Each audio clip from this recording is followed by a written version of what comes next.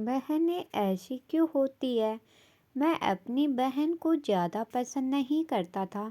उसकी शादी हो चुकी थी, लेकिन मैं कभी उसके घर नहीं गया। बस माता पिता ही उससे मिलने जाते थे। मुझे पता भी नहीं था कि वह किस हाल में है।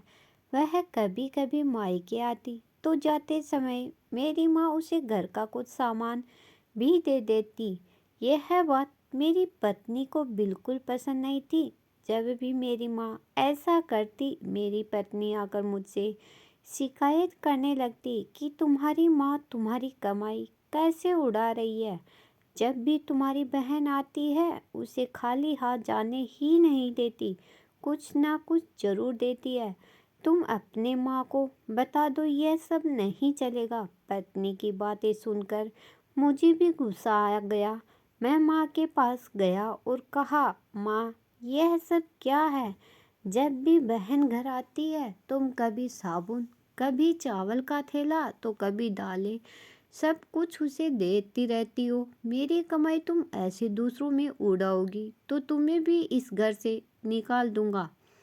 बहन ने मेरी और माँ की बातें सुन ली। 1 घंटे बाद बहन मेरे कमरे में आई और कहने लगी, भाई, जरा रिक्शा ला दोगे? मुझे अपनी घर जाना है। बहन की बात सुनकर मैं मन ही मन बहुत खुश हुआ, लेकिन दिखावे के लिए बहन से कहने लगा, थोड़े दिन और रुक जाती। नहीं भैया, बच्चों की स्कूल की छुट्टियां खत्म हो गई है, अब मुझे घर जाना है। कल से इनकी स्कूल शुरू हो जाएगी। फिर वह चली गई। पिताजी के मरने के बाद जब घर का बंटवारा हुआ तो हम दोनों भाइयों ने आपस में ही बंटवारा कर लिया, लेकिन उसमें से भी बहन को कुछ नहीं दिया।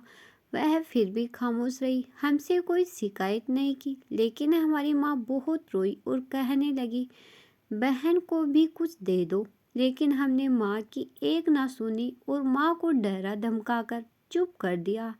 अब बेचारी विधवा औरत, अगर हम उसे घर से निकाल देते तो वह कहाँ जाती, इसलिए चुप हो गई। भाई साहब ने अपना हिस्सा बेचकर शहर जाकर नया काम शुरू कर दिया और वहीं रहने लगे। हमने अपनी बहन के साथ जैसा व्यवहार किया था, उसकी सजा तो हमें मिलनी ही थी।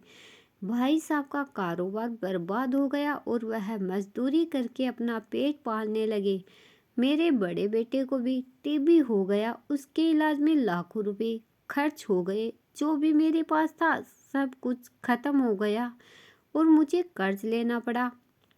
हाल इतना बुरा हो गया कि खाने के लिए भी पैसे नहीं थे। घर में कुछ राशन नहीं था। मैं कमरे में अकेला बैठा सोच में गुम था कि मेरी बहन घर आ गई। उसे देखते ही मेरी पत्नी ने कहा, आ गई मनहूस। बहन को देखकर मैं भी गुस्सा हो गया, लेकिन अपने गुस्से को दबा लिया। वह मेरे बच्चे के पास गई, उसे देखा और फिर मेरे पास आकर बैठ गई। मेरे भाई, क्या तुम परेशान हो? यह कहते हुए उसने मेरे सर पर हाथ फेरा। बड़ी बहन हूँ तुम्हारी, तुम मेरी गोद में खेले हो। अब देखो, अपनी बहन से भी बड़े हो गए हो कि बहन को कुछ नहीं बताते, अपना दुख भी नहीं बांटते। यह कहते हुए उसने अपने सोने के कंगन निकाले और मेरे हाथ में रख दिए। मेरे भाई, परेशान ना हो, यह कंगन बेच दे, अपने घर का राशन भर दो, अपने बच्चे का इलाज भी करा दो और पैसों की ज़रूरत हो तो बेझिझक कह देना अपनी बहन से, मैं तुझे इस हालत में नहीं देख सकती। और हाँ, जाकर नाई से अपनी दाढ़ी भी बना लेना, देख कितनी बड़ी हो गई है। मैं आश्चर्यचकित होकर बहन को देखे जा रहा था और वह कहने लगी, भाई, इस कंगन के बारे में किसी से ना कहना, तुझे मेरी कसम है। मेरी माथे को चूमा और कहने लगी, चल अब चलती हूँ, तेरे जीजाजी और बच्चे आते ही होंगे, फिर आऊँगी। मैं पहली बार उसे घर के बाहर तक छोड़ने आया। देखा तो पैरों की चप्पल भी टूटी हुई थी।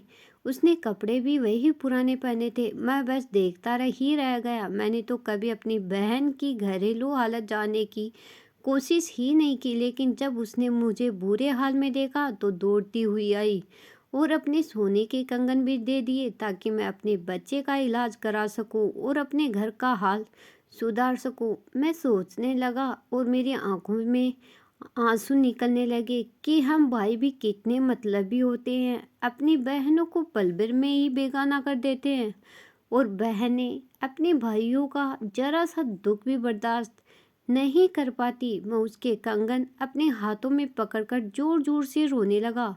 दोस्तों, आपकी बहन अपने ससुराल में न जाने कितने दुख सह रही होगी। कुछ समय उसके पास बैठकर उसका हाल चाल जानने की कोशिश जरूर करें।